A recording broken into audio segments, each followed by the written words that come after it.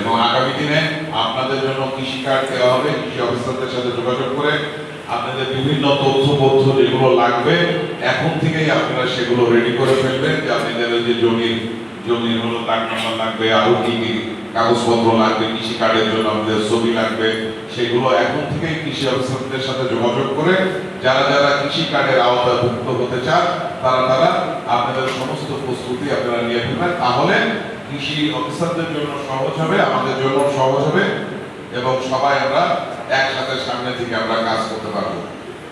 কৃষিতে বাংলাদেশ স্বয়ংসম্পূর্ণ হোক। আমরা এমনিতেই জানি যে আমাদের দেশটা কিন্তু কৃষি নির্ভর দেশ। যদিও আমরা এখন বিভিন্ন পেশায় বিভিন্ন মানুষ আমরা কর্মরত আছি, তারপরেও কৃষিকে বাদ দিয়ে কিন্তু বাংলাদেশের অস্তিত্ব একেবারেই কল্পনা করা যায় না।